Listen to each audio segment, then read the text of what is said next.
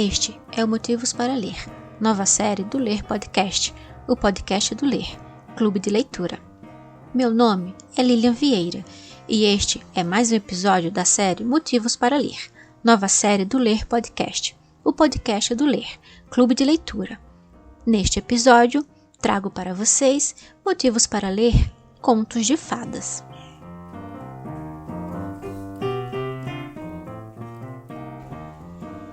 Se eu pedir para vocês fecharem os olhos e buscarem lá no fundo de suas memórias as primeiras histórias que ouviram, as lembranças mais antigas do faz de conta, provavelmente vocês avistarão o lobo mau, alguma princesa em perigo ou um porquinho bem preguiçoso.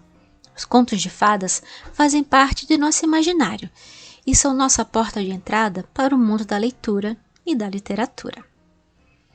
Mas qual é a história destas histórias? Os contos de fadas, como conhecemos hoje, surgiram na Europa, como uma forma de educar as crianças e passaram a ser escritos com essa finalidade por volta do século XVII, na França. Esses contos são histórias populares que foram higienizadas e eram utilizados para ensinar algum tipo de moral para as crianças, como a de não confiar em estranhos, como fez a coitada da Branca de Neve. Os contos de fadas, em suas versões escritas mais antigas, são como documentos históricos que registraram o modo de vida na Europa de tantos séculos atrás. Evidentemente, não existem só histórias dos povos europeus. Os povos do mundo inteiro têm suas histórias de encantamento, afinal, como bem diz Antônio Cândido, todo povo fabula. Muitos dos maiores clássicos não têm autoria. Chapeuzinho Vermelho, João e o Pé de Feijão, Os Três Porquinhos. Essas histórias são do povo. No entanto, alguns nomes se destacam. Não trarei todos em minha fala, mas é relevante mencionar a importância do trabalho dos irmãos Grimm na divulgação e perpetuação deste gênero literário. Quando pensamos em autoria de contos de fadas, precisamos trazer à tona que nomes femininos foram apagados da história e hoje estão tendo seu lugar reivindicado por pesquisadoras e pesquisadores, como é o caso de Jean-Marie Le Prince, autora de A Bela e a Fera. Já o maior nome da história mundial da literatura infantil é um de um autor de contos de fadas. Ele é Hans Christian Andersen, que escreveu histórias como O Patinho Feio, A Sereiazinha, A Pequena Vendedora de Fósforos, A Polegarzinha e tantos outros. Agora, eu abro um parêntese para trazer uma curiosidade. O maior prêmio da literatura infantil mundial leva o nome do autor, e duas escritoras brasileiras já receberam este prêmio. São elas Lígia Bojunga e Ana Maria Machado. Esses contos, como bem falei, como conhecemos hoje, se originaram no seio do povo. Não tinham a intenção de cumprir uma função. Sua importância vai além da educação e do didatismo.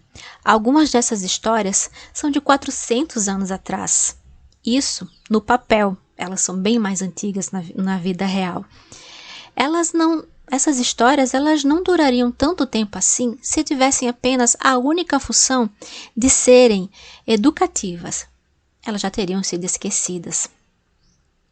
Bruno Bettelheim diz que, abre aspas, o conto de fadas expressa em palavras e ações as coisas que se passam nas mentes infantis. Fecha aspas. Este gênero literário segura a mão da criança e a apresenta ao mundo das emoções de um lugar seguro. Ela auxilia a criança a entender seus sentimentos, seus conflitos. Conto de fadas fala que o mundo pode ser um lugar perigoso e que o mal existe, mas também mostra que podemos contar com a ajuda de outras pessoas e que a luz vence a escuridão. Os contos de fadas falam sobre a vida e amadurecimento emocional, além de divertir muito quem tem contato com suas histórias. E mais uma vez, eu trago Bettelheim, abre aspas. Os contos de fadas retratam de forma imaginária e simbólica os passos essenciais para o crescimento e para a aquisição de uma existência independente. Fecha aspas. Por isso, leiam e contem contos de fadas, sem esconder os lobos maus e as bruxas. Leiam e contem, rememorando a emoção que sentiram quando o lenhador chegou na casa da vovó, quando o patinho feio reencontrou sua família. O maior bicho-papão da literatura infantil é a censura. Este foi mais um episódio do Motivos para Ler, nova série do Ler Podcast, o podcast do Ler Clube de Leitura, que é um projeto de extensão vinculado à Faculdade de Educação da Universidade Federal do Rio Grande do Sul. Nos siga em nossas redes sociais para saber mais sobre nossos encontros, leituras e conversas em 2023. Vocês nos encontram no Facebook e no Instagram por lerclubedeleitura.urgs. Vem ler!